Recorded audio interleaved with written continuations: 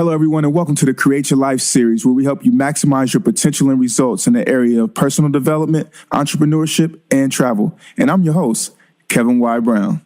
Create your life. Crée ta propre vie.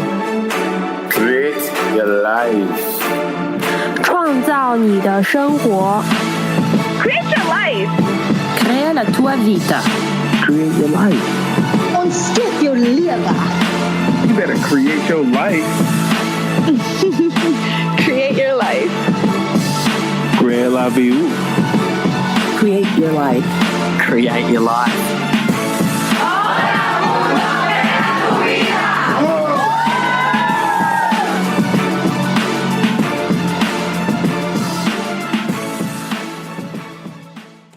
Beautiful people, this is the Create Your Life series. I'm your host, Kevin Y. Brown, and it's one of those days where every first week of the month we have CEO talks, and with CEO talks we got some amazing things, some amazing topics where we get to talk to you from the CEO seat.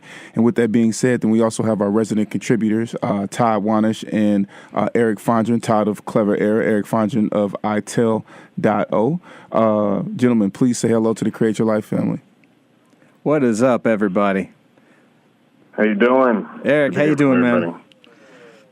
Oh, man. Dude, I'm happy to have you guys in here. Todd is also wearing all black with a hood on, so, it's Hoodie Todd over here. We matched tonight. Yeah, we're matching. We're both in the black hoodies. Eric is with us, calling in from Queens, right, Eric?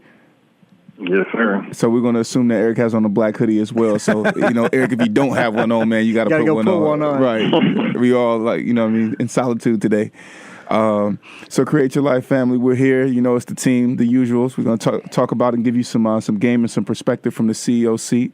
We also want to talk about the ABCs of entrepreneurship today. I like that. That's a good title. Yeah, I like it too. Yeah. I'm feeling the flow of it. And so I guess to jump right out, I thought that it was important for us to, just start with ABC, right? A lot of times you always hear ABC as always be closing. But, Eric, you put a nice spin on it and said, you know what, let's always be conversing, meaning talk to everyone because it opens doors. So, gentlemen, tell us how this has, worked in your favor. Eric, you want to go first? I got a pretty recent story. Yeah, definitely. So recently I've had a transition in my developer staff. So I needed to restack the deck in order to hit some of our development milestones. So I randomly got an email from Flatiron School in order to attend what they call a Cocktails and Coders event. Mm-hmm. So Flatiron does a 3-month program where they train anybody from any background in like React, JS, JavaScript, HTML, being able to deploy like lightweight web apps. Within 3 months, you get that skill set, right? Okay. So I just decided to go. I need developers. It's a good place to meet some people. End up going and meet with 3 to 5 qualified candidates, good people who are looking to, do something new, be in the real world, get a taste of the entrepreneurship culture, and just really get their hands dirty with the new skills that they just learned.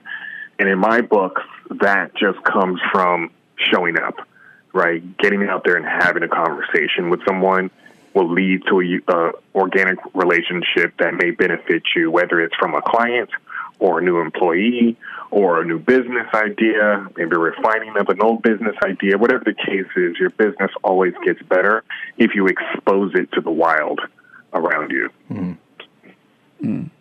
Okay. That's fantastic, man.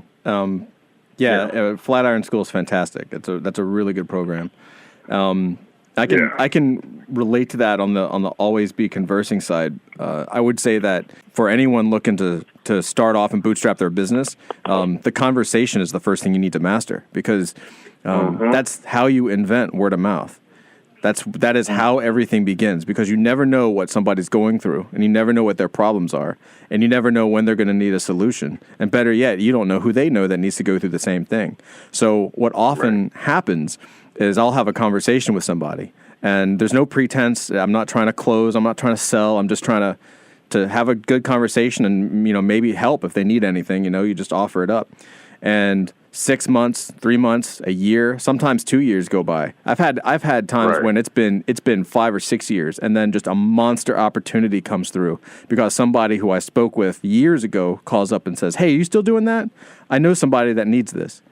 Right? And it's something that I heard a long time ago, and I've tried to commit it to memory, and that is, whoever you meet, right? Everybody you meet is in the midst of a great struggle. That's really important to know, because every single one of us goes through our own challenges, our own lives, our own obstacles. And you never know when you can be the one to help that person achieve whatever it is that they're trying to achieve. And the way you get there is through a conversation, right? Right. And it's not about being Right. a salesman. It's just about just being a good person. So I guess here's something that, crosses my mind often, right? You have these conversations and you see, sometimes things come full circle years later, right? Or, months later. However, a lot of times, even on that journey, while you're conversing with everyone, you end up with, sometimes you get opinions and sometimes you're getting sound advice. What are some of your methods of knowing and discerning which is which? Between Sound advice and someone's opinion. I would say that you have to take things with a grain of salt. It depends on the person, right? It's a lot of it is social proof and validation. Like we all have an internal barometer of what people say and what people do. You know, if Kevin says something to me, that's gonna be somewhere internally on a scale that might be different if somebody who didn't have the same background or didn't have the same experience. Right? If someone I just completely met off the street told me the exact same advice, I probably wouldn't listen to it as hard. Right? I would important. You need to filter. push back though, Todd, because you've been at it a while and you probably have a pretty honed instinct. It's true. And so the person asking this question or needs the answer to this question probably doesn't have that instinct yet. And so I think in order to approach it properly, you have to first learn even all of it out, the failures and the successes, the great conversations and the bad ones. And instead of saying that was a great conversation, what was the output to that? Was there a follow-up? Make it actionable, fact-oriented, and you take some of the emotion out of it, because one of the things that I probably did poorly in my entrepreneur career early on was I rode the roller coaster. And so everybody's advice or criticism or whatever it was put me up or put me down, depressed me or put me in a spin. And so learning how to just say all of it is just facts, and I have to, all of it needs to be filtered. You shouldn't look at one person like they're going to give you the most sound advice, because whether it's advice or not, it's still an opinion. Right. It's whether or not it's informed and contextual and relevant and all of that. You have this formula filter that you build up over time. That's a good point. That you bring up a good point about especially, being who we are, where we are now, as opposed to where we started off. And I would say that what I learned fairly quickly was to trust but verify. Right? Listen to what people say. Listen to what people say and listen to how they say it, but then do your own research to try to either, find evidence to back it up or to find your own spin on whatever it was that they were giving you advice or an opinion on. Right? Because there's also a lot of advice that might be true that when you go down your own path might not work for you. Right? Like when I jumped into the startup game, you had to have 2 technical founders. Right? You had to be technical, period. And I mean, business people weren't really needed that much. And I came into it from a design perspective, and I knew, because of my background, that design was just as important. And it took, and no matter what people told me, I knew that it was important because I had a background in design. And it took a couple of years for the entire industry to finally, I think there was I don't remember, I think it was like 2000. I don't remember the year, but there was an article that came out that basically was like the top, designer-led companies beat the S&P 500 by 288%. So if you had invested your money in companies that had a designer founder, you were crushing it. Because these are companies like YouTube, right? YouTube had a designer co-founder and all these other, there's tons of them.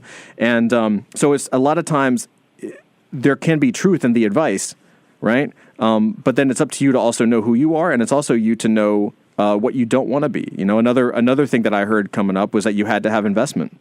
You had to. If you were going to have a business, you had to have investment. And that just, you know, I went with it, and then I realized that that wasn't the path for me. And I had to fight that. I had to really fight for it because I thought I was doing something wrong by not taking people's advice that I knew was true for them. Right? But it ended up working out all, you know, okay in the end. It just, you have to have a little bit of faith in yourself, and you have to find a way to navigate that advice. I think navigating is and having that personal faith is very important as you go on your journey. You know, what worked for someone else is, you know, what might not necessarily work for you. Like, everybody has a different experience. And I feel like, as you know, going through SOP and having the opportunity to speak with so many different founders, definitely got the opportunity to hear that. I feel like that was one of the biggest things that people kept saying.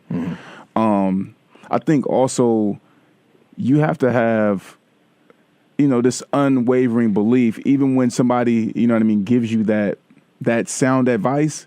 If it doesn't feel right in your gut, you're really, really gonna. I would just say, you know what I mean. Sometimes you have to err on the side of, you know, I think and I know that this is going to work for me, and then really, you know, doing the work in order to make it turn out the way that you want to. Right. Most recently, for me personally, I sat down because I was going over some numbers for the one pager for the show. And, you know, working to work the numbers in, you know, and I'm sitting down with someone who has experience in this field. And so we're working numbers and we're saying how many impressions, you know, we get a month and this, that, and the other. And then I'm saying that, you know, the way that he's calculating it, I'm saying I can't go into a meeting and pitch that because I wouldn't be able to explain it. And he's like pushing back, like, man, this is the way, trust me, this is the way that it needs to be done, that, you know, and I'm like, I'm not going to sell that because I don't think that it's the way. Now, mind you, he has more experience. He's done this. He's said in these meetings.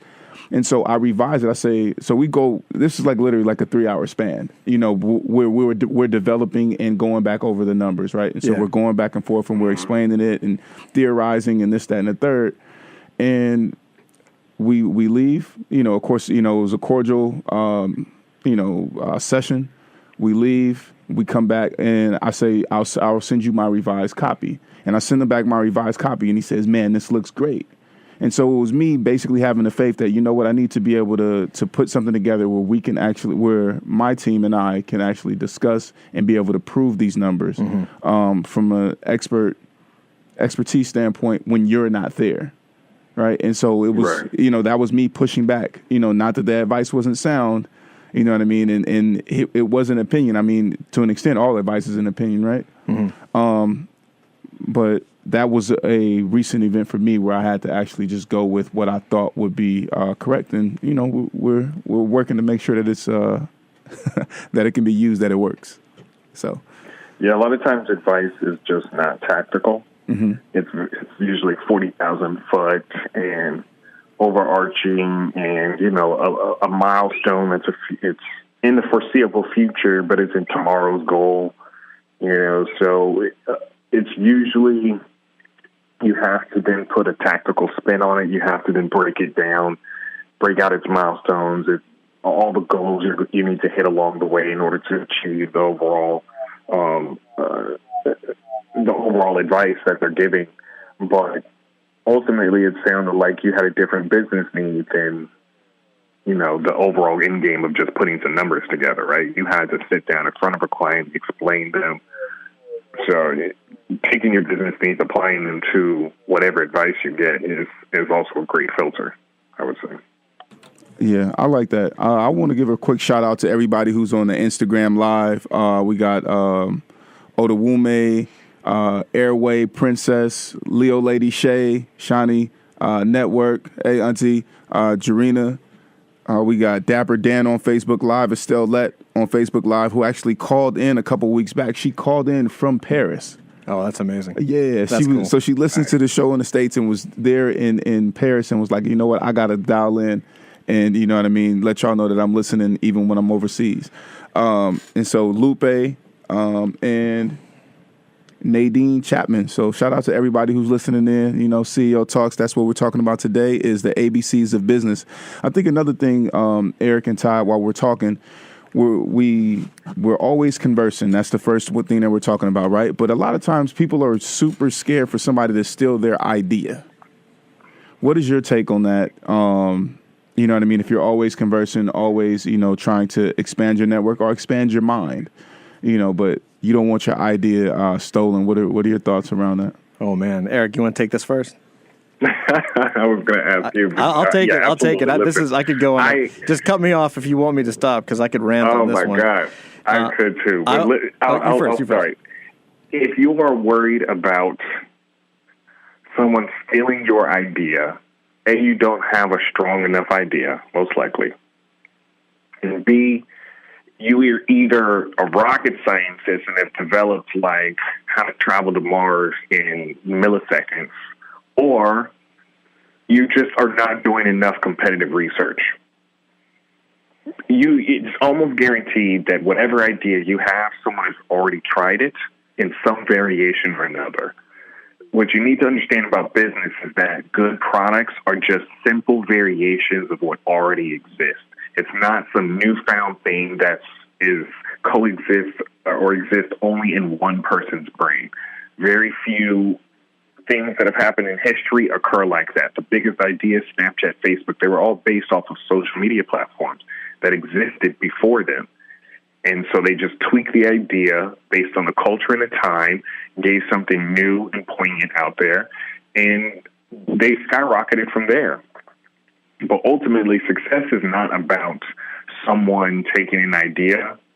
It's about execution. And so if you're talking to a business that is in your industry and has the means to do what you do, yes, you should get a non-disclosure agreement signed and sue them up the wazoo if they take your business idea. But if you're in a bar somewhere and you're worried about someone stealing your ideas, you're keeping it to yourself, limiting inspiration, limiting those organic moments that prove and push your business forward, then you are highly mistaken and again, have not done enough competitive research. I think you just covered, I'm sorry, Todd, I know you're ready. I think you just covered the definition of disruption, though. When you say that you've done enough research in order to have to at least find a competitor, and then being able to move forward and just disrupt what I guess that idea is by putting it in more of a modern or disruption is just a positioning statement. Exactly. Yeah, right. That's all it is. Yeah. You do one thing slightly different that is tuned into what you can do best, and you're doing something different than everybody else. Yeah. But just to hop back, so I can rant on this one a little bit, because it's important. It is important. When someone comes to me or when I hear somebody want to tell me their idea, but they want me to sign an NDA, or they ask, which is a non-disclosure agreement, or they say, I want to tell you my idea, but I'm afraid that people are going to steal it. It's a huge indicator that this person is just starting out on their entrepreneurial journey. It is absolutely the case that most people who think like that are early on in their business idea, their business path, because most of us on the other side, people who have launched businesses or multiple businesses, are very free with our ideas, because we know that ideas are meaningless. I mean, ideas are nothing. Ideas are not businesses. Ideas are thoughts that don't have any physical form. And you cannot meet investors if you are not willing to talk about your idea. They will not sign NDAs, and you will signal to them that you are a newbie, because without talking, a couple things. If you don't tell people your ideas, you can't get people excited about your ideas. If you don't tell people your ideas, you cannot build a team around you to build your idea. If you keep it to yourself, it will never happen. On the other side, I will give you a reason why to tell people, and that is, the more people you tell, the more you're putting it out there that you're going to do something. And then none of us want to look like idiots, so we're more inclined to actually get off our butts and do it. Like, oh man, I told like 30 people about this thing. I got to do it now, right? It is a self-motivator to do it. And the other thing too, just to cap it, is I could tell you right now every single thing that I am doing, and there is nobody that could replicate it, because nobody knows what I'm thinking.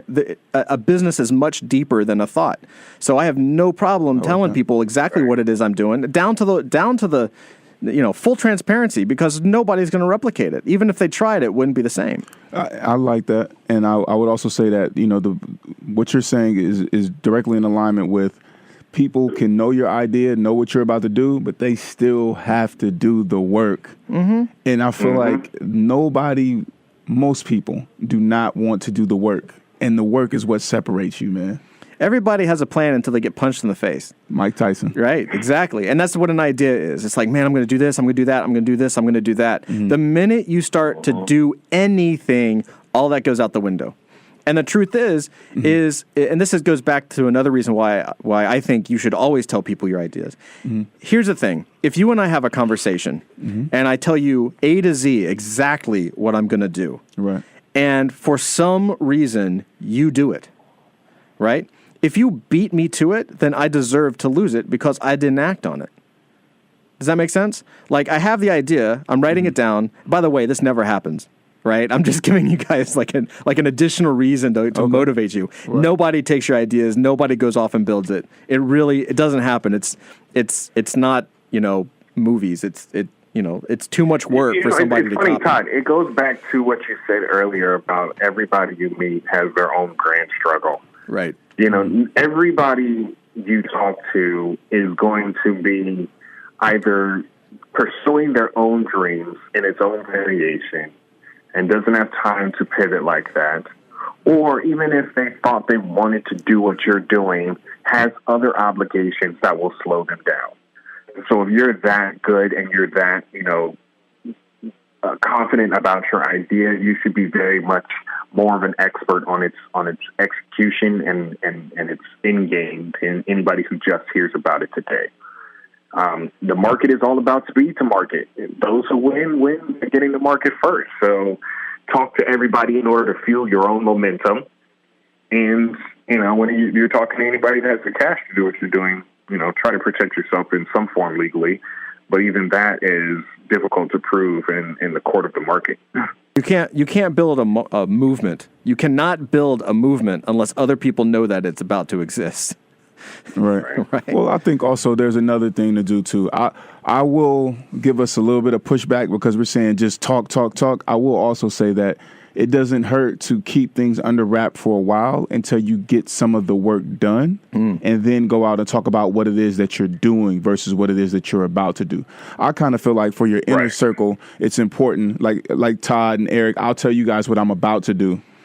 But once I've started to take action and do the work, then I'll go out and at a mixer or something like that. Then I'll say, hey, you know what? This is what myself and my team are doing, or you know what I mean. And if you find a genuine connection with someone, then you can let them in on some additional plans. I think that it's important to kind of guard it your intentions in that regard as well. Yeah, that's fair. I mean, that also allows you the time to make something concrete. Yeah. Right, because ideas are fleeting. Fleeting and a dime a dozen, right? But the minute you put something down on paper or you actually start to put it to work, then you can actually get your ideas. You've turned your idea into something concrete, and then it's not an idea anymore, by definition.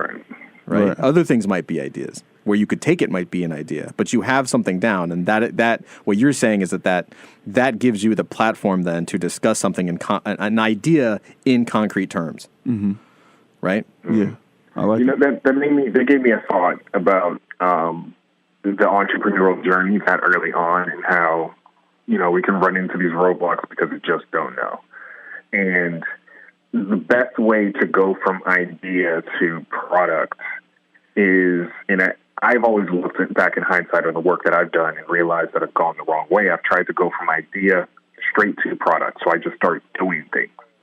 Immediately just start doing things, as opposed to going from idea to plan, right? The writing down of a plan structures that idea in a way that just going straight to a task, you'll get way too granular and lose sight of the forest for the trees. So, I think it's just important to note that if you're going to be serious about creating a tangible product from an idea, start with a plan. Even if it's just categories, 3 categories of tasks that you're going to do in order to get to your end goal. so that you can always come back to this map and flesh out this map and grow this map as the product grows. I love it. I like that. Idea to plan to product. Absolutely. Yeah. Todd, you got anything to add in before we cut to a break? The only thing I could add to that is to take what you just said, and the only thing that I would add is that if you're going to do that, the very first thing you do is start with a date of completion, because a lot of people can plan and plan and plan forever and ever and ever, and they never launch. So if you start with an end date, if you start with a launch date, or you start with a, this is the day that I'm going to tell everybody I know about this, then you can back up and say, okay, I have 2 months, 3 months, 4 months to plan it out and to put something into action. I want to even add to that, Todd, and say that you need to start with the start date so that you can get to that end date. Fair point. You know what I mean? Because again, that planning can be a something that holds you back. An enabler of procrastination. That's right. So let's start with the start date and the end date, and then let's hit the plan and then get on to the product. Beautiful people, we are here with Eric Fondren, CEO of Itelio, Todd Wahnish, CEO of Clever Era. We are going to cut to a quick musical break, and then we will come back and talk more about the ABCs of entrepreneurship. Call in if you have any questions for us, 212-650-6903. What's going on, Greg Alcalay? Great guest that we had on the show. He's tuning in from Instagram Live. Also, Gulf Coast Dre, Progress Playbook, No IG Nate, Michael Ducille, everybody on Facebook Live and Instagram Live showing us love. What's going on, y'all? We'll be back. Beautiful people, this is the Create Your Life series. I'm your host, Kevin Y. Brown, and we are back. Just heard some amazing tunes that myself and Todd and Eric agreed that were appropriate for the show here today. This is CEO Talks today. We're talking about the ABCs of entrepreneurship. We got Todd Wahnish of Clever Era, Eric Fondren of itel.o. Say what's up, gents. Let everybody know y'all here. What's up, everybody? How are you? How are you? So I want to give a shout out to Sophia Beckford on Facebook Live. She says hello to everyone on the show. And Estelle, let's say, what song was that? And so that song is called Tadao by FKJ and Masigo. So we got some fire over here, you know what I mean, that we didn't got from online, some great musicians. But gentlemen, we were talking about the the ABCs of entrepreneurship, and I want to talk about the next one, ABL, always be listening. Please tell us a little bit about that. What your thoughts around that are? Oh man, who you want to go first, Eric? You or me? Go ahead. All right. So I think listening is just important as having a conversation, because everybody has an opinion, or everybody believes, or most people believe that to be in business, you have to be a salesman, right? And that's very different from having the ability to make sales, right? Everybody has to sell something. That's how we stay in business. That's how we grow. That's how we have employees and all this other stuff. But the way to get into a selling relationship with somebody is to both listen and then have a conversation. That is the selling process. It isn't about, again, being a greasy dude in a car salesman outfit trying to push your product and push.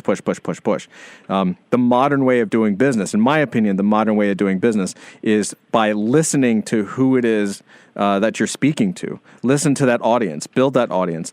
Because ultimately, it's the people that you listen to that will tell you what it is that they want to purchase from you. And that is a way in which you can very easily create a product that people want and that people will purchase from you.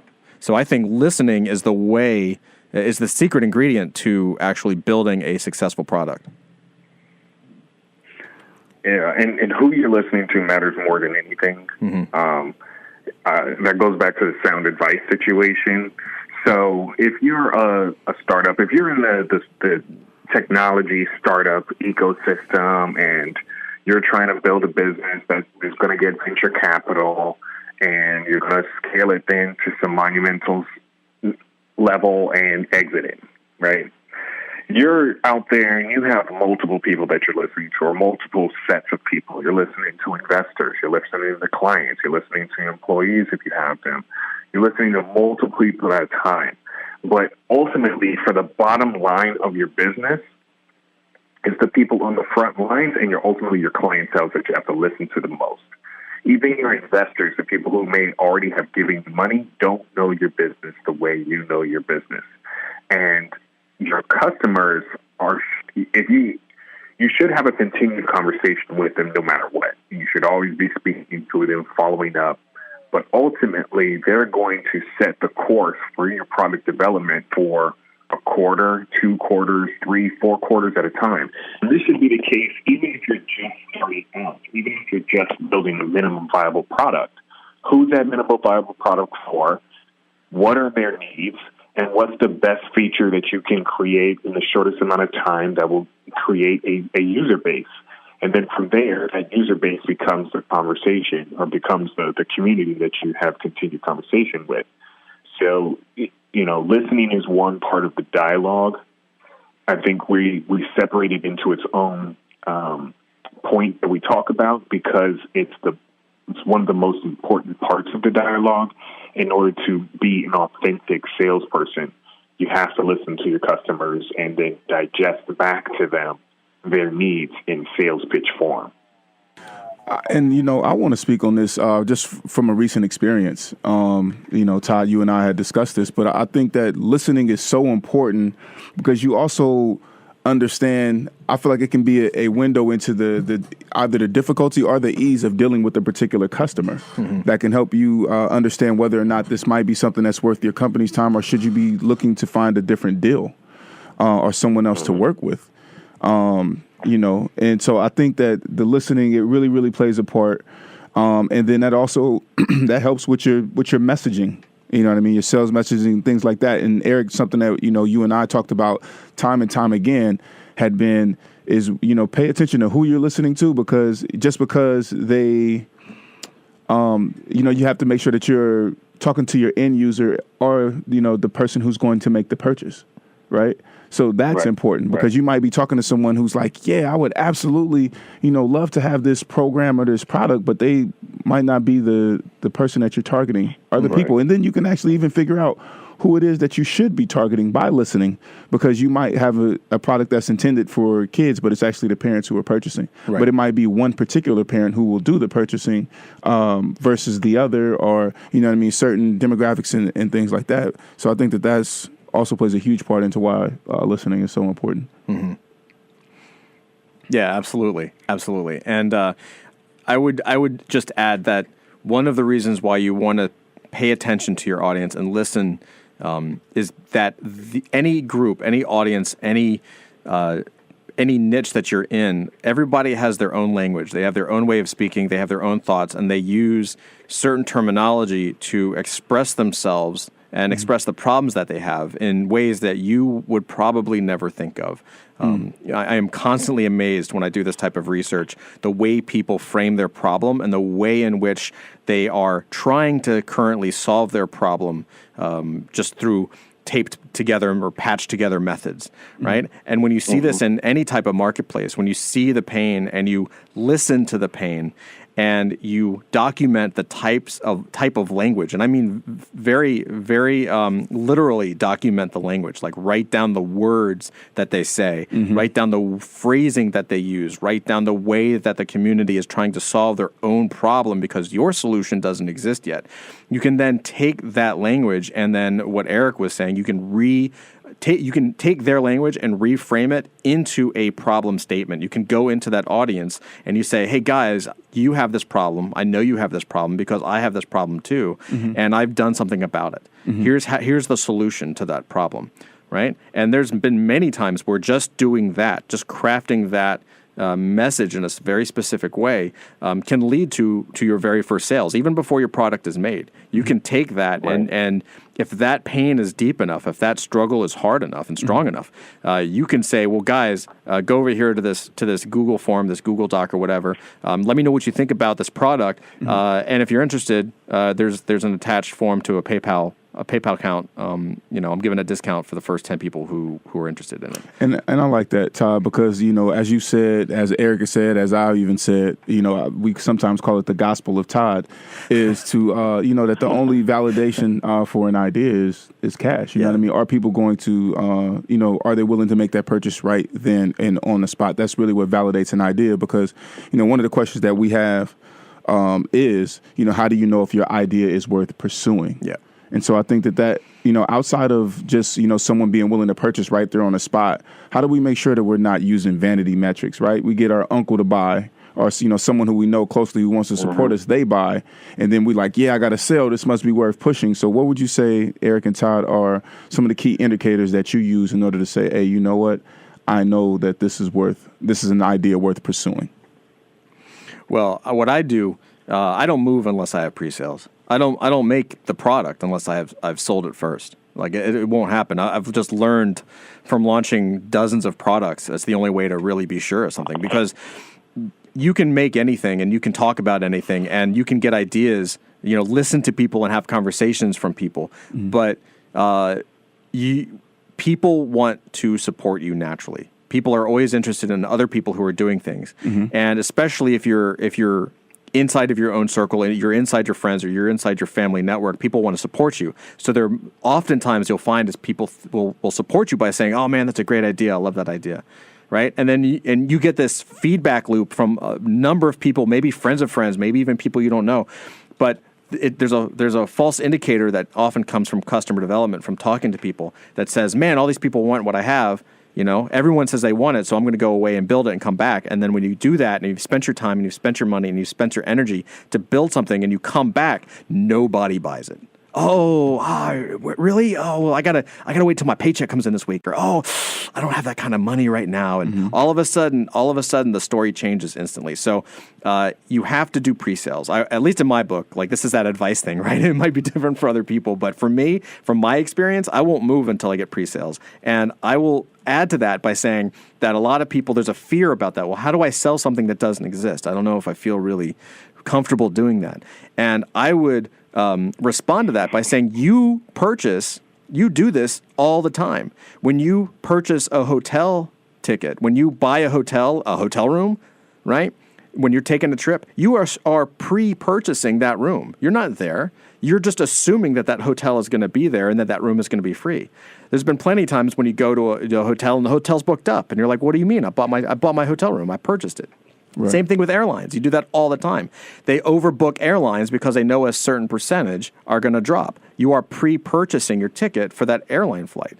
You do that with Kickstarter and Indiegogo and all the crowdfunding sites. None of those products exist. You're just buying into the idea of it. You're buying into the desire to have that end product. So it's very, very common. If you look at things across business, it's a very common thing. It's just our own natural fear that says, well, how can I take somebody's money for something that I haven't made for them yet? And that's a good wholesome perspective, but the reality is it's true. But the reality is that you have every right to, and it's actually proper, right, to get that money in, get that pre-sale, and then you can use that money to help you build your product.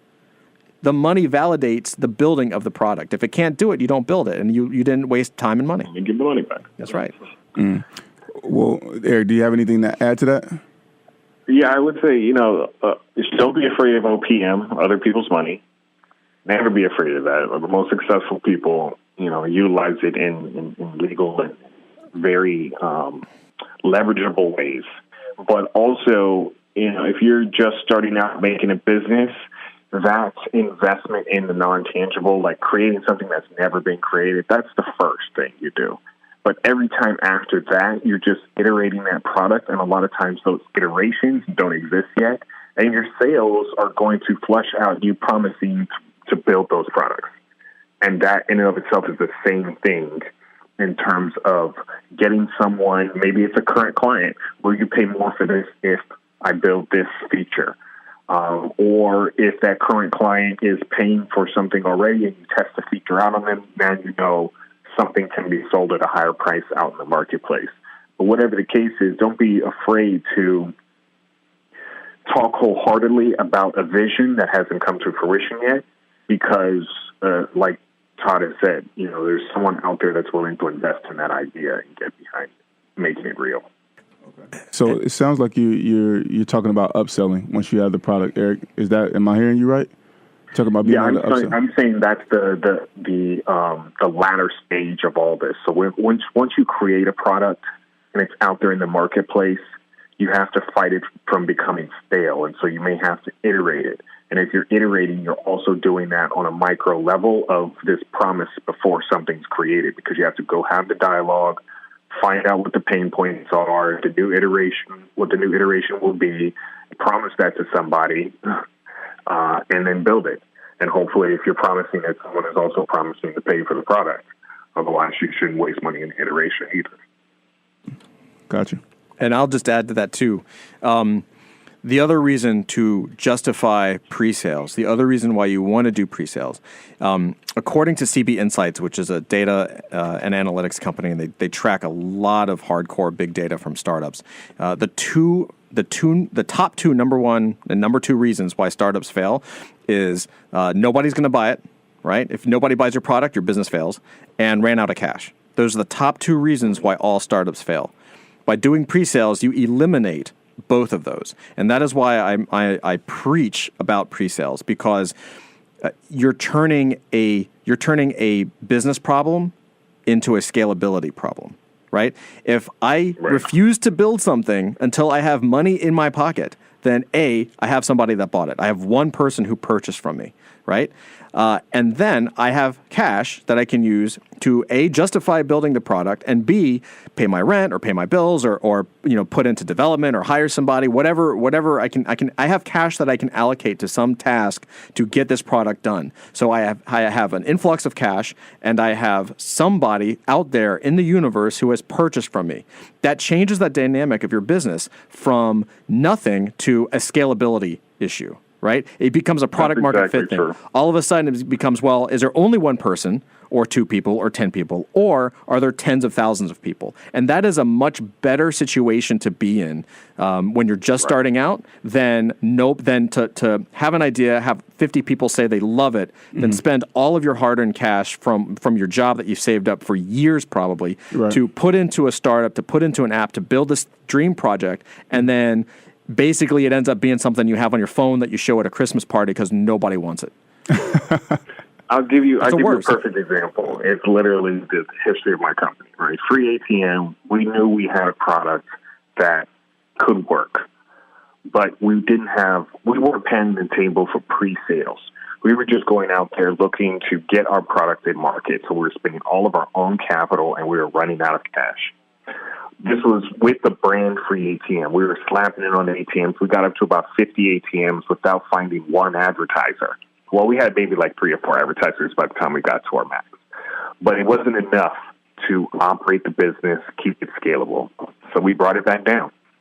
Got rid of almost every free ATM in the marketplace and then sold the technology at a scale level.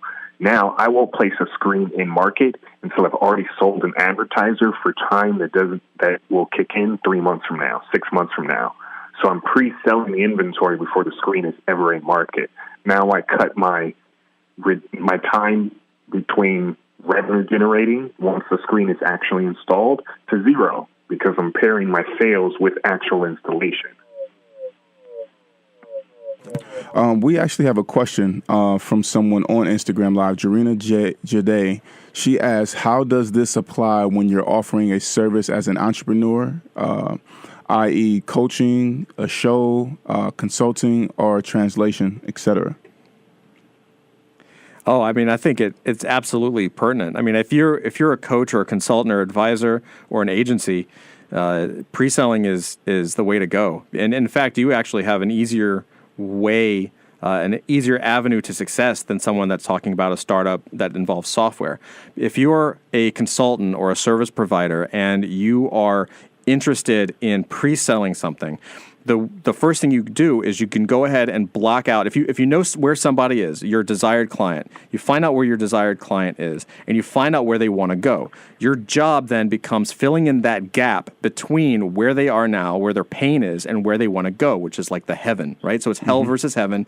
Your gap, your service is the vehicle that moves somebody out of hell and into heaven, right? So you take that, and then through doing a little bit of research and finding out what the problem is that people in that market, whatever your service is, whatever your niche is, the language they use, the specific pains that they have, the frustrations that they're going through, you can then map out 3 to 6 milestones of basic things. If I know where I want to take you, I can create 3 to 6 milestones to get you there. Right. And once I do that, I then have a way to present that solution to somebody.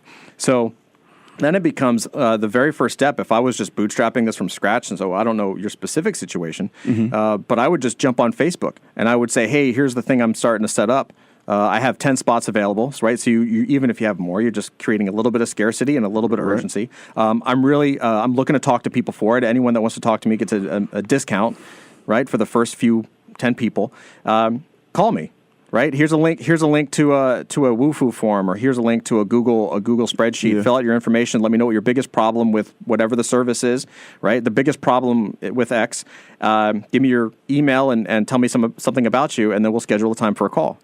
And Todd, I agree with everything that you just said. I actually want to take it a step further. I read this book. It's actually I really like this book. It's called Built to Sell by John Warrillow. And in this book, he talks about running a service-based business or running a product-based business. And the reason I think that everybody that's running a service-based business needs to look at their business as a product. And so in the book, he talks about a gentleman who has an advertising company, but this person is doing all of the work themselves. And essentially they're a slave to their clients until this person literally creates a product, just one thing that they specialize in. Yep. And then he gets the people around him to start to fill in the particular roles, and then it's just that they offer this specific thing. So he took a hit initially, but was able to scale up the business after he identified that, I only offer, let's say if you're doing coaching, I offer coaching, on these days, in regards to this subject matter, during these times. And then you can actually scale that up. So I think that that's a great way for this to work. And by listening to your client and having those conversations and identifying what it is that you're actually being paid for when it comes to consulting, right? What are people consistently coming to you for a consultation about? Or what particular language are you translating? I think that that's a way to actually identify and be able to scale up. Yeah. I want to summarize just real quick based on what you guys were saying. Basically, you're talking about productization of your service, right? So either you're going to make it a product, productize your time. So give your packaged time as a product to someone and they'll pay for it ahead of time, which is the pre-sale, or create a product, a digital or informational or tangible product that can be distributed to thousands of people easily. And then people can pre-buy that as before it's ever created, right? There is some content creation costs there. But in terms of productizing your time, all you're doing is basically saying, this is my service. This is a finite amount of time where people can utilize my service and still get a benefit. This is what I'm going to pre-sell in chunks of time going forward. I'll just say that the productization model is exactly how we have our business structured, my wife and I, and it's absolutely changed everything for us because we've taken our services, we've taken our anything we had, and we've wrapped it up succinctly in very specific digital deliverables. Everything from info products to training courses, to how to code programs, to software packages, everything. We wrap everything up in a package. And what that does is it allows us to sell in a way that helps us maintain a healthy lifestyle, because we can have assets in our business. We have courses, we have programs, we have services, and we are able, therefore, then to scale up whatever we need to scale up or tune down whatever we need to tune down based on our lifestyle. It's excellent. Based on your lifestyle and also based upon the demand, because we're listening to the customers. Yeah. Now, real quick question before we run out of here. We're talking about having a conversation, right? The ABCs of entrepreneurship. Always be conversing, always be listening. How important and how much of an impact does your own personal authenticity play in these conversations that you're having? Oh, I think it's everything. It's everything. Absolutely everything. I would say, I mean, that is the heart of the sale, right? Because at the end of the day, people don't know what your product is, especially if we're talking about a service or digital software. People don't really know what it is they're buying until they've bought it and they have a chance to look at it. Everything up until that point, everything up until they have given you money for something is based on knowing you, liking you, and trusting you. That's it. Know, like, and trust. And that is purely based on who you are as a person, your authenticity, your level of transparency, and the value and education that you provide to somebody. Right? Right. That is what supports the sale. If you're starting out, it doesn't matter what you do, what you sell, whether it's a product or a service. If you're just starting out and it's your business, you are that person. You have to sell. You have to be the face because people are going to want to know who's calling the shots. And usually you just don't have time or the money to pay someone else to do it. So you got to get out there and learn how to be authentic and real with people in a way that engenders them to whatever it is you're selling. Okay, we have a question from Sophia on Facebook. She is asking, she says she just jumped out and became an entrepreneur on January 27th of 2018. Congrats. So congratulations. Congratulations. Giving you a clap here. All right. She says that she realized that she was getting in her own way, so she developed a plan to get back on track. But her question is, how does she stay encouraged during the ups and downs of her entrepreneurial journey? I'll let y'all answer, and then I'll wrap it. Have a form of stability. Do something else other than work, and make sure it's one of your passions, whether it's working out, cooking, whatever the case is. Glue it into your routine so that it's there. Another person usually helps, even if it's just a friend. My wife, before she was my wife, was definitely my rock during my ups and downs. You also have to look at the ups and downs as part of the journey. The ups are never as good as they feel, and the downs are never as bad as they feel. Just know this too shall pass. That's always my mantra. That's right. And I would say to take breaks. When you're working on whatever it is that you're working on and you just hit that wall, we have a tendency to want to drive ourselves and not stop until we figure it out. And there's a lot of psychology that backs it up. But if you stop and take a break, go to bed, go for a walk, take a day off, go see a movie, let your mind relax. And in the background, you're still processing. You're still solving the problem. It's just not fully conscious. So go away, take a break. And a lot of times when you come back, the answer will be right in front of you. And also just understand, too, that you're going to be able to get through everything. The only thing you can't do is stop. I love that. And I would also say, Sophia, one of the biggest things is forgive yourself. Right, because we set this expectation where we're going to be perfect. We're going to go out, we're going to work on our business 80 hours this week. And if you fall short at 76, it's okay. It's all about, it's the continuation of the journey, right? The marathon of it. So forgive yourself, if you fall short of glory, and then get back on the horse. I think that's one of the biggest things is you have to forgive yourself. My last piece of advice is in the journey, find a group of successful people that are a stage or two ahead of you in the game and do everything they do. I love that. So I would call that like friend tours or peer tours. Oh, I right? like that. That's a great I took that from Sean Blanchard, though. I'll be honest. Sean Blanchard coined that term. So, just want to put that out there. But beautiful people, it's been an amazing day chatting with you. Happy to be with you here on the Create Your Life series. Todd and Eric, any last words? We got like 10 seconds. No, stay strong, make moves, work hard, take breaks. Enjoy what you do. All right. Well, beautiful people, we will see you here next week. It's been a pleasure to be around you, to be with you. Stay blessed, and we will chat. Beautiful people, if you enjoyed this episode of the Create Your Life series, be sure to download it from our podcast, which is available on createyourlifeseries.com, iTunes, Stitcher Radio, and Google Music. Also, be sure to leave a review of the podcast. You can catch us live on Sundays from 5:30 to 6:30 p.m. Eastern Standard Time via 90.3 FM in New York or on Facebook Live at facebook.com/KevBrown1. We encourage you to participate in the conversation on Facebook or call in at 212-650-6903. Follow us on Instagram at CYLS Series and at Kevin Y. Brown. Be blessed, and we'll see you back here live next week. Create your life. Crée ta propre vie. Create your life. 创造你的生活。 Create your life. Crea la tua vita. Create your life. Und skip your liver. You better create your life. Create your life. Create la vie. Create your life. Create your life.